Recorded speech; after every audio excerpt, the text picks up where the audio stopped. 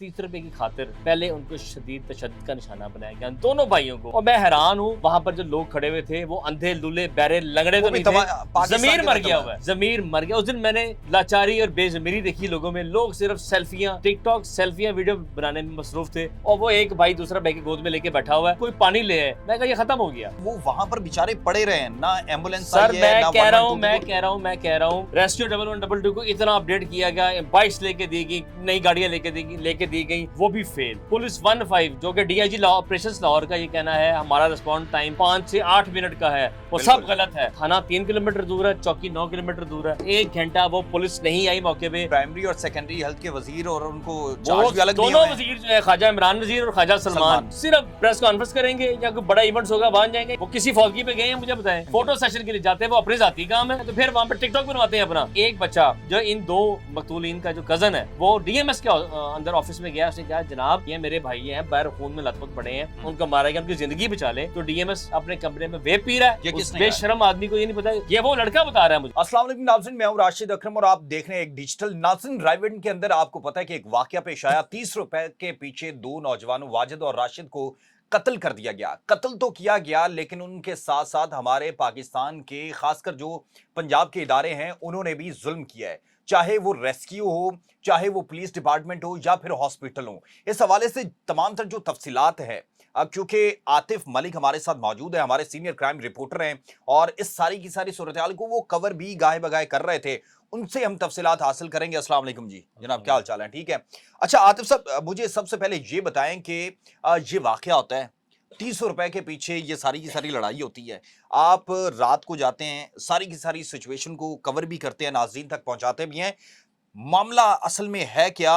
और ये नौजवान जो है, खबरें आ रही हैं कि पुलिस भी लेट पहुंची, एम्बुलेंस भी लेट पहुंची, और क्या हुआ है? राशिद साहब, ये एक वकूआ है, बड़ा हीनियस, बड़ा दिल खराश, बड़ा अफसोसनाक, बड़ा गमज़दा ये वाकया कि एक घर से 2 मैयतों को उठाया गया, वो भी नौजवान मैयतों को उठाया गया। एक जो लड़का था वाजिद, वो कुंवारा था, जो राशिद था उसके 4 बच्चे थे, छोटे छोटे मासूम बच्चे, उनके घर गया, मैं देख के आए। ये कोई इतने हाई फाई अमीर लोग नहीं है, बहुत मडियाकर फैमिली है। और वो जो केलो वाला है वो भी कोई इतना हाई फाई नहीं है, सिर्फ अना का मसला था। अना ने 30 रुपए की, अना ने कि 30 रुपए की खातिर एक बंदा कह रहा है, जो खरीदार है वाजिद और राशिद, वो कह रहे हैं कि भाई 100 रुपए में अगर हमारे पास सिर्फ 100 रुपया या 5000 का नोट है। उसने कहा कि जनाब आप उतने के केले कम कर लो। उसने कहा नहीं, तुमने पहले मुझसे रेट इतने का किया, केले मोटरसाइकिल के साथ लटका लिए, तुमने ये ले लिया, तुम 30 रुपए दोगे। उस 30 रुपए की खातिर पहले उनको शदीद तशद्दुद का निशाना बनाया गया दोनों भाइयों को। और मैं हैरान हूँ, वहां पर जो लोग खड़े हुए थे वो अंधे लूले बहरे लंगड़े तो नहीं थे, जमीर मर गया हुआ है, ऐसे ही है, जमीर मर गया। उस दिन मैंने वो लाचारी और बेजमीरी देखी लोगों में। लोग सिर्फ सेल्फियां, लोग सिर्फ टिकटॉक सेल्फियां वीडियो बनाने में मसरूफ थे, किसी ने नहीं कहा। और वो एक भाई दूसरा भाई के गोद में लेके बैठा हुआ है, और किसी कोई पानी ले है, कोई चीज ले है, वो आ रहा है बल्ले वाला वो लड़का, वो इतना जालिम लड़का, वो फजूल गंदा इंसान, वो आ रहा है, वो उसको अपने बल्ले से आके उसने ऐसे मारा।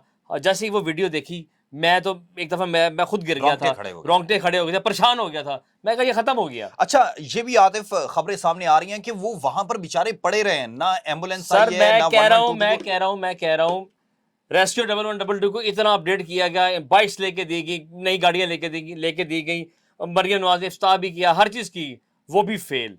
पुलिस 15 जो कि डीआईजी ऑपरेशंस लाहौर का ये कहना है हमारा रिस्पॉन्स टाइम 5 से 8 मिनट का है, वो सब गलत है। कोई रिस्पॉन्स टाइम, थाना वहां से 3 किलोमीटर दूर है। इतने हीनियस क्राइम जो 15 चलती है कि लड़ाई झगड़ा हो रही है, मेरे भाइयों को मार दिया गया, मेरे भाई खून में लथपथ पड़े हुए हैं, ये कॉल चल रही है और कॉल लोग चला रहे हैं कि वहां पे झगड़ा हो रहा है, लोगों को मारा जा रहा है।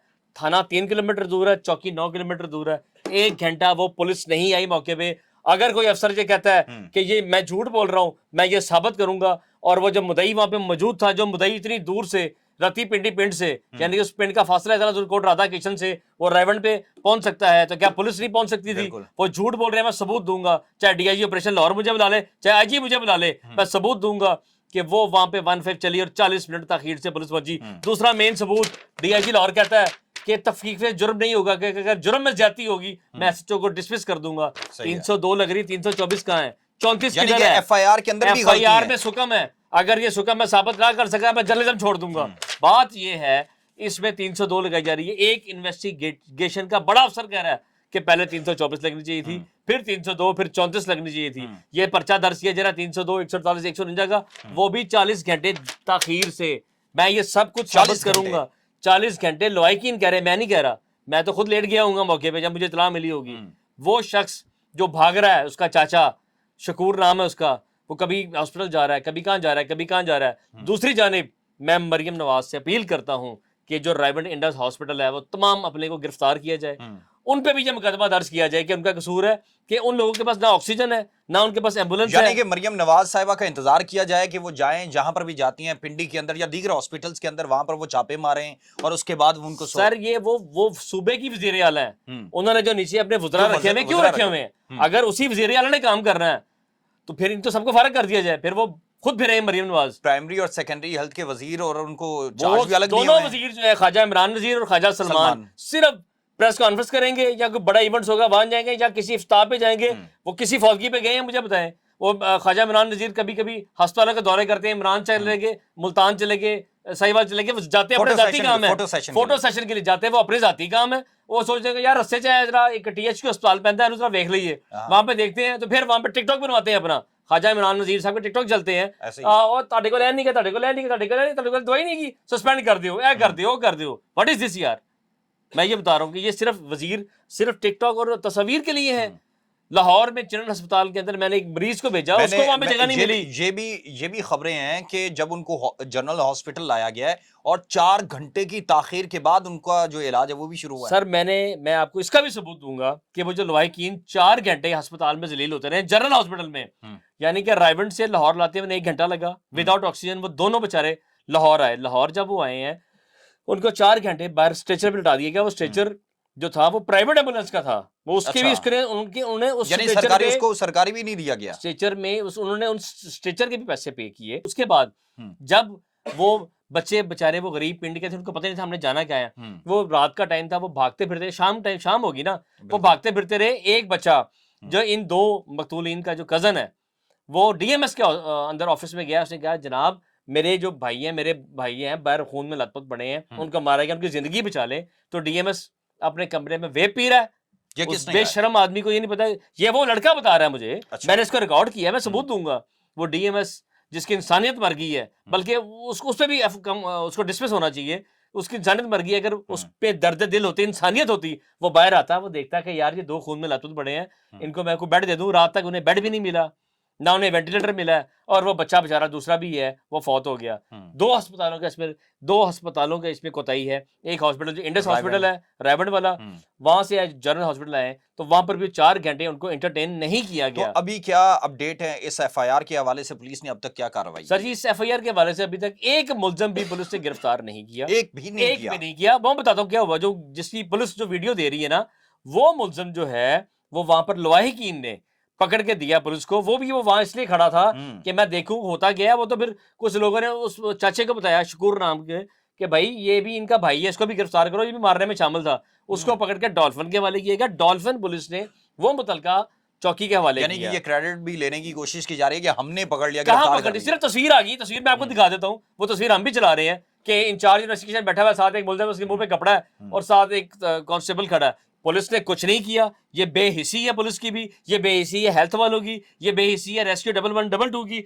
जो 1112 वालों को बाइक्स लेके दी गई है कि अगर आप कोई कंजस्टेड एरिया बाइक्स पे जाएंगे, वो भी वहां नहीं गए। मुझे जल्दी ये इमरजेंसी में पहुंच सर कुछ भी नहीं किया। देखे ना, ये इतना वाकया हुआ, 1112 की कॉल्स हैं और ये मौके पे नहीं गए, इनके पास है ही कुछ नहीं, मौके पे नहीं गए। वहां से ये लवाहिकीन अपनी मदद आपके तहत अपने बच्चों को खून में लथपथ, और कह रहे हैं कि फुफ्फो लेके गई है, और फुफ्फो बेचारी खुद अपनी मदद आपके तहत। उस बेचारी खतून को क्या पता, वो साथ उसके बच्चे थे, भतीजे थे, भांजे थे, सब लेके गए हैं।